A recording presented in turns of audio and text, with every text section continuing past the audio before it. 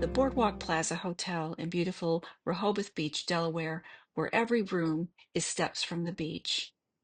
Welcome to Pet Info Cafe. I'm here with Melissa Schwartz at the Victoria's Restaurant on the boardwalk of Rehoboth Beach at the Boardwalk Plaza Hotel for a lovely Sunday breakfast after a beautiful weekend interviewing the birds, Jim, and our African gray star, Peanut.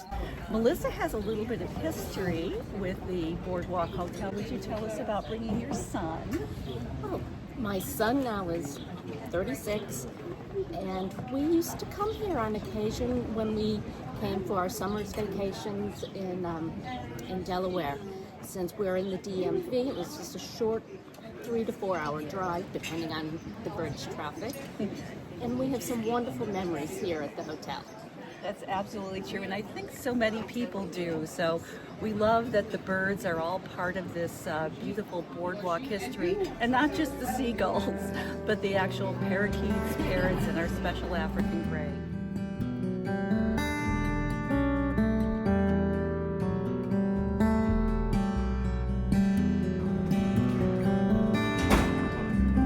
Hey boy, you ready? I know you are. I'm not sure you know what you're ready for. Come on. Come on. Yeah, we're gonna go somewhere. We are. You ready? Are you ready? Here. Get it. Put this on your head so you don't get scared. Of course, putting it on your head will make you scared, but that's okay. Ready? Oh, you're okay. Yeah, you're going outside.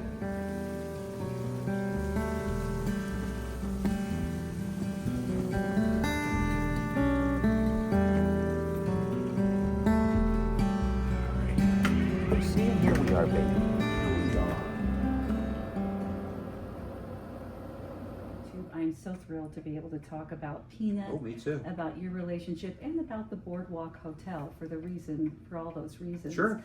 But would like just your perspective on this hotel, where its history with the birds. I understand that they're a sign of prosperity. What I've been told, and I never confirmed it with anybody, but I was told that if you had, in Victorian times, if you had a bird in the house, it was a status symbol. But then I'm thinking, and that's a nice story to tell the kids and the adults, but I'm thinking, because it was kerosene heating back in those days, it was like canary in a coal mine.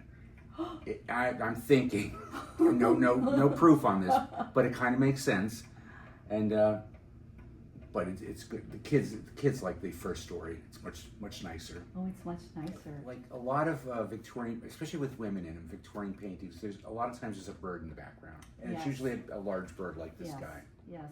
What I don't like are the feathers on the hats. That's Yeah. ugh. You give up a feather every now and then, don't you? Would you do that for us? Good boy. Well, then let's talk about this special bro relationship, Okay. bromance. You and Peanut. I have known Peanut for 8 years, and we've been friends for 7. The first year was rough for me. He chose the 1-year waiting period. He bit me every opportunity he got, but I was persistent. And my goal I knew the birds before I started here, but when I started here, my goal was to be his friend, because I have to be every animal's friend. But this was my special. And just one day out of the blue, everything was fine. He let me pick him up. He didn't bite me. I was like a kid at Christmas Eve. It was just the greatest feeling in the world. And it's been like that since.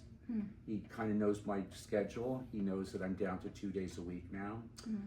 I tell him on Saturday night, I won't see you all week. I'll see you on Friday. And I swear to God, he understands what I'm talking about. Because I don't think he expects to see me until the end of the week. But every now and then I'll pop in to see him. I love him. He's just the best animal I've ever come in contact with. Yeah, that's just so clear. Did he have a special person before you? He did. There was 2 people before me. Tom, they used to refer to him as Little Tom because it was a large, big Tom. Little Tom was his person, and I don't know if Tom took him out of the cage. It was right when I first started.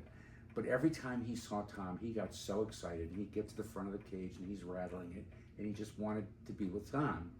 And there was another gal, Candy, who used to work in the coffee shop that we had here, and he loved her.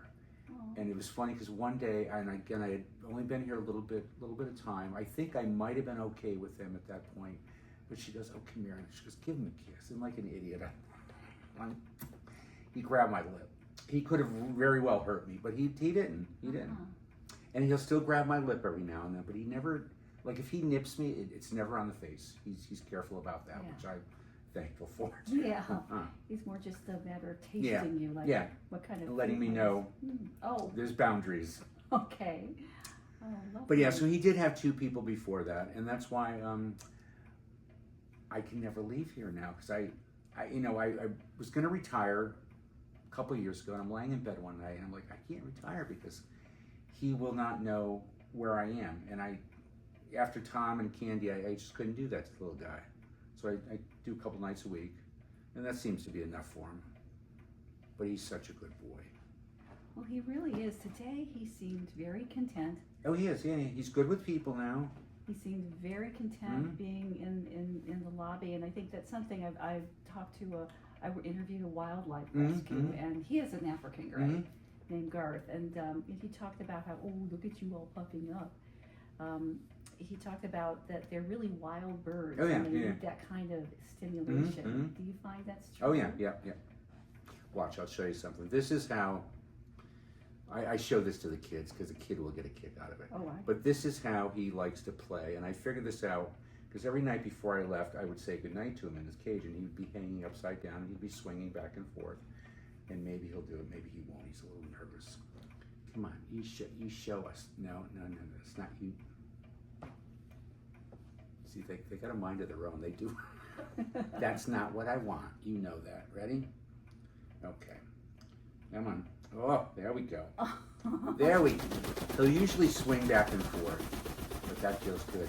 Oh, thank you. I know, Let's right? have more of that. But he'll swing back and forth and bob his head, and he loves it. It's like a little game for him. You ready? Oh, yeah, like that. Oh, yeah, you're so silly. You're so screwy. You're a silly boy. Oh, I love you. How is so? Does he miss flying? Probably. I mean, it's sad. They do belong in the wild, but I'm happy that he's here. They don't seem to mind too much. I don't know that he's ever. Well, he did fly, and I have seen him fly a few times, not very often. But he seems pretty content. He seems happy. There's a lot of interaction with the guests here, which is good for him. Yeah. This is like the perfect environment for him. Okay. Is it Peanut the perfect environment? I just get the sense that he is very much large and in charge. Oh yeah, he is. No, he knows what he wants, and he's Yeah. very determined when he wants it. But he's good with people. Like when I was working full time, I would have him out from 3 to about 9:30 every night because he wasn't very social with other people, and and he likes to sit on the register, so I'd put him on the register. And if somebody came up to him, I'd always go over there just to make sure everything was going to go smoothly. Now I totally trust him. He's okay with people. He lets people touch his beak. He lets them pet him. He's come a long, long way as far as being social. Well, tell me about the biting, because I noticed he was kind of gripping your pants as he walked over like the tree trunk, right? Just balance, I guess. Yeah. Now, should I approach him, and if so, how? Go ahead, pet his beak. I He's can good pet with his that. beak? Okay. He'll do that. He's just checking you out. Yeah, this is just like, you want my ring, honey? Okay. No, he's not a jewelry thief. That's the other one. It doesn't hurt at all. It doesn't hurt at all. Hi, baby. I don't know what that means, but usually he does that when he's grabbing somebody's hand. Thank you. I love you too. Nice to meet you. And he'll let you pet his back. You just can't go directly over his head. But if you go on the side, he's good with that. He loves a back rub. Okay. Oh. Like we'll end up doing this all night long until about 10 o'clock when I put him to bed. Yeah, I can see that he likes that. You like that, baby? Oh, I think you do. Say who doesn't? Who doesn't like a back rub? That's right. Precious boy. He really is. He's just an amazing animal. How old is he? I think he's 26, maybe 27. It's hard to tell because as far as I know, we're about his 5th home. And he didn't have bad homes, which is people realized they didn't have time for him. And not a bird you can put in a cage and walk away. They're just too smart. I think that's very true. And Yeah. that's what my wildlife. Yeah, and friends a lot say. of people don't do their homework, and it's sad. A lot of them don't get the attention that they should. He gets plenty of attention. I think he does. He's got his own little group of his own fan base now that come in to see him every night or whenever really? they're in town. Yep. Okay. Does he have a Facebook page? We should. He doesn't, and it's a matter of who would. Nobody has time to manage something like that. That's the thing. But I totally think he should have one. Shouldn't you, baby? Yes, I think you should. Well, I notice when I make a reservation that they say they have Enro on the lead. So I just wondered if he had any presence like that. Emro's been like the. I can't think of the word. Mascot. The mascot of the hotel. Yeah. She was very outgoing, and she loved everybody, and everybody loved her, and the colors. But he's getting a fan base now. I would think so. I would hope so. Because look at that tail. Yeah, I know. I mean, look at that red tail. Is there any topping? He's any a way to smart little top boy. that? Yeah. So he's 26 years old, and they will live. They say the average is 50, with no health issues, 70 plus. Wow. So it's a huge commitment. And if you got one, you'd have to will it to somebody. Yes. Because chances are it's going to live longer than you. Have you willed him to someone here? He's got the perfect gig here because there's always going to be somebody here for him. Yeah. He can live here for the rest of his life. There's always going to be somebody to take care of him. Won't necessarily be me, as I tell him every now and then. Yeah. But no, he's got a great home. He really does have it made. Yeah. He lives like a little prince. Like today, I bring him stuff in on the days that I work. Yesterday, I brought him in. He likes it. I give him half of a hard-boiled egg, but he only likes the yolk. And he eats it like it's candy. And I make it's kind of like an oat kind of thing with dried vegetables and dried fruit. And all I do is boil it and save it. But I bring him in a little bit of that every day. That's sweet. Today he had the grains, and he had a little bit of corn. He loves corn on the cob. Oh. Loves it. Oh. Can't always have it, but we found it this time. Well, his weight seems healthy. His energy seems healthy. How do we balance his diet so that he's eating the right amount and the right things? He's a smart guy. Like when I have him out at night, it's funny. Poop wise, he'll hold it for about 4 hours for me, which is great because the smaller birds will go wherever they happen to be. But he's been pretty good about it.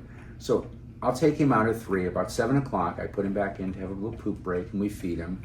And they're not gluttons. They're not like a dog. They won't overeat. They pick and choose what they want. What they don't like, they throw out on the floor or at the bottom of their cage. Okay. So he eats pretty good. He gets his fruit. He gets a grape. He gets oranges. They say he likes carrots. I've not seen him eat one. I see them at the bottom of his cage. So he'll eat broccoli. He'll tolerate a sweet potato. But they eat. It's almost like a trail mix. I think you could eat it if you really wanted to. Okay. And most of it he likes. Some of it, like I said, he goes out of the bowl. Well, how did he get the name Peanut? I do not know. He is Peanut the second. Yeah. I don't know who named the first one. Peanut the second went to heaven, and they got him. I'm not sure what the time frame was when they got him. I did know Peanut the first, and it was funny because I had come down here one day. I had a place before I moved down. I went over to Peanut's cage, and I stuck my hand in the cage, and he bit me. And I'm like, what? And the front desk's like, that's not the same Peanuts. It was this guy who bit me. Oh. But you can't tell the difference. Not Right. big. But that's a long time ago. And that was the start of a beautiful. Yes, it was. Now, about you and birds. Uh-huh. You mentioned you loved all animals. So how is it that you came to be a bird lover? I never in a million years would have thought. Yeah. But I'm a bird. They're just so smart. It's like nothing I've ever had. Dogs they're great, but they're dopey, but they love everybody. Cats are a little bit smarter and can manipulate you. Yeah. he can manipulate you, but it's just, they're just so smart. I think he understands what I'm talking about.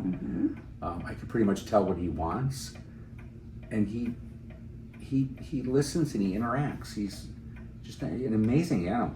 Yeah, he really is. And does he have any kind of vocabulary? Oh yeah. But you can't make him do anything. No. They have the intelligence of a 5-year-old, so everything's on his terms.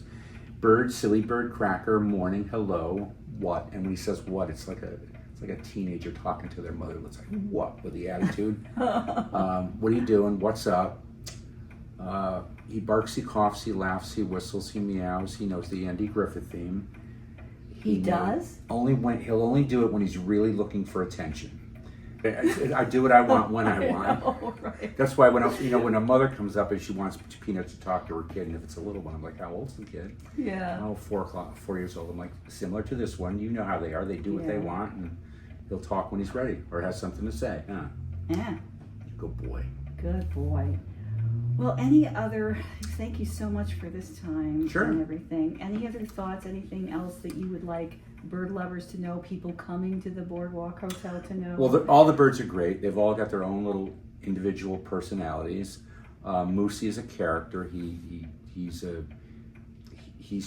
cute. He's very innocent looking. He's tricky. He's a devil. He'll give you a little nip, but he's adorable. And even if he does nip you, you're back for more. Emro is a new Emro. He's a boy, so there's going to be no more egg issues with the birds. And he seems to prefer women over men.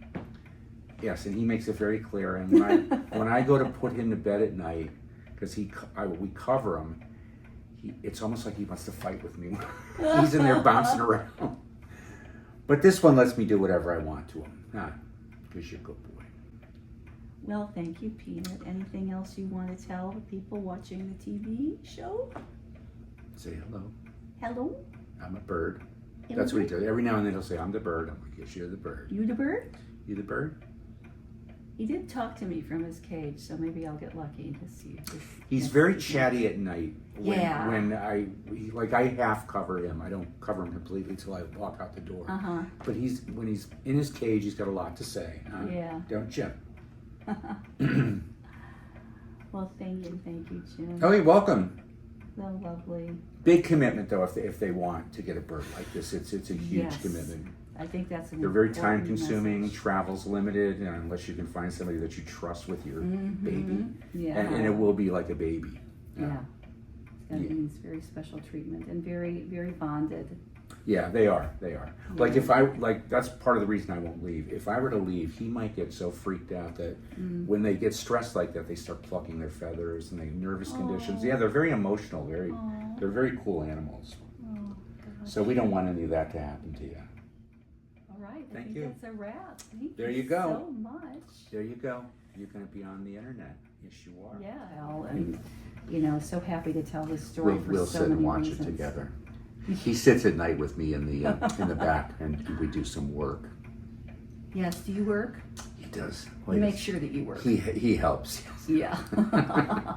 Oh gosh. He's a good boy, though. Awesome. I just love it. Thank you so much. You're for welcome. this. Thank you. I'm sorry.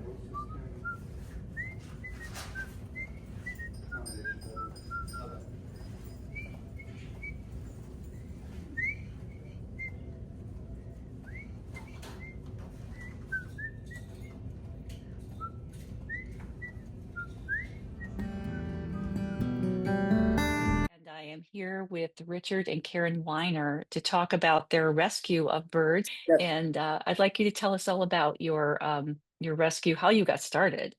Absolutely. Well, thank you for having me, Jennifer. Certainly. So I started the rescue probably over 30 years ago.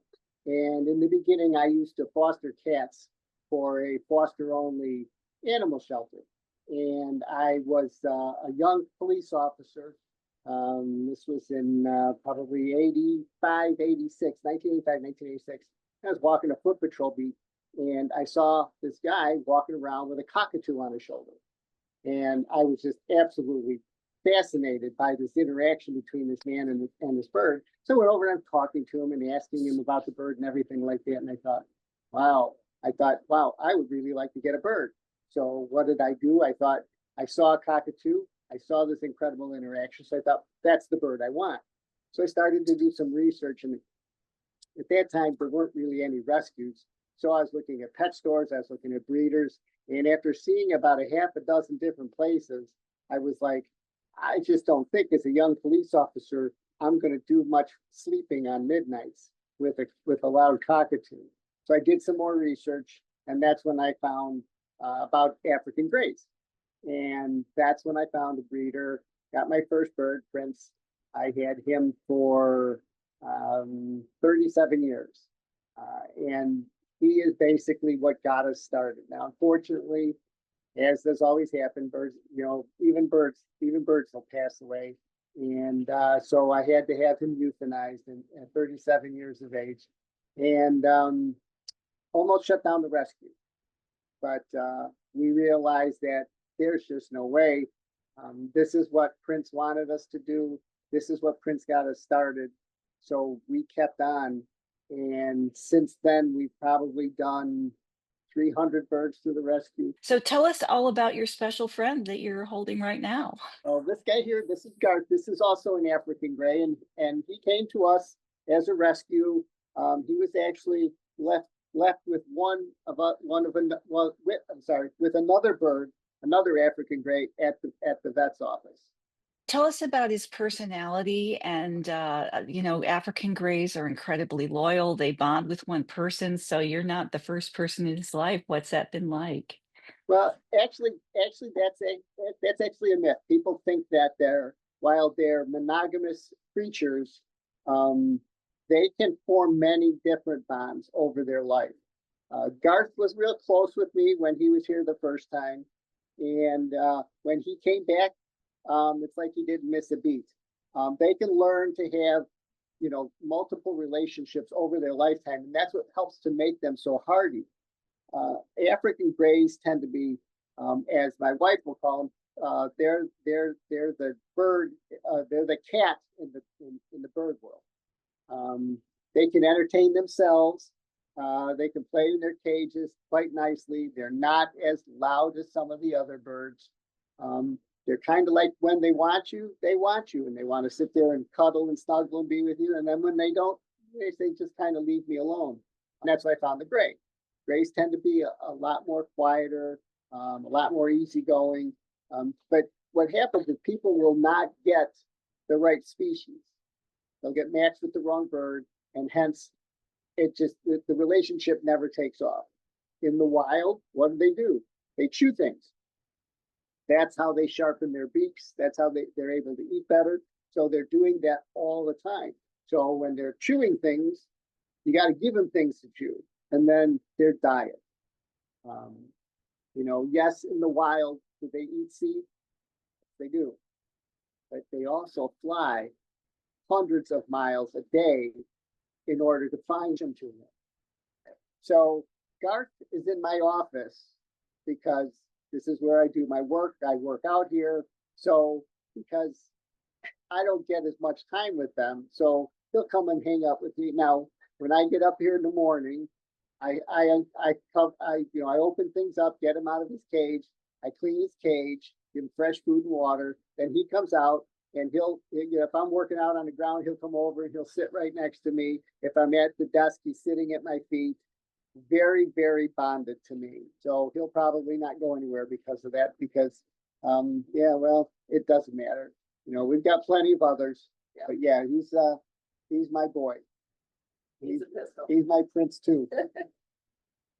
Well, thank you for that. And then, as kind of a final takeaway, what led you to this particular bird? Is It clicked, and sometimes you just know. It's like when you meet somebody and you either like them or you don't like them. And it was kind of that way with Garth. And as soon as he came here, we were very, very close and hung out all the time. So it's kind of like when you know. And getting back to how we do it, that's kind of how we do the adoptions here. Is we try to find that connection. When we find that connection, it really works. And you get all these wonderful stories from years and years gone by from people that have connected with their birds like that. I mean, they're very social creatures. Oh, I love that. That's just beautiful. And would Garth give us a little cameo before we wrap this part of our interview? Whistle today? He usually whistles all the time for Yeah. me, but he's too Maybe- busy preening. Garth, Thank you, aren't it's I so a pretty. pretty girl? Don't you want to whistle at the pretty girl? You know, the African gray I met at the hotel whistled at me all the time. Everybody. Hey. Oh, thank you. Gave me the kiss, huh? Oh.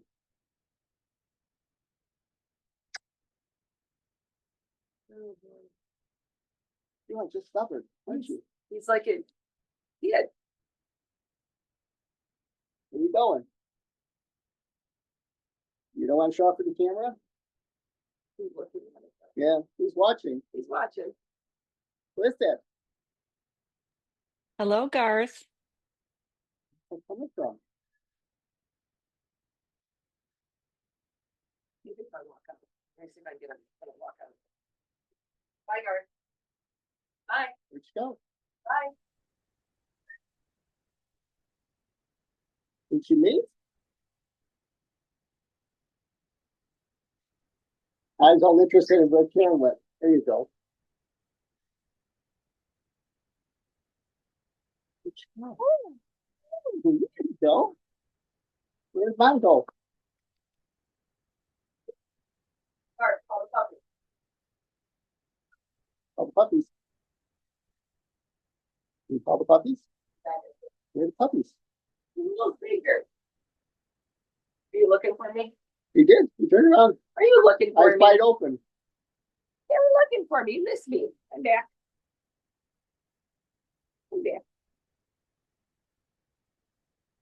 Like the whole thing is done. Want to switch places? Yeah. Well, I don't think he's gonna sing. Well, thank you so much to Richard and Karen Weiner from the Refuge for Saving Wildlife for all you do.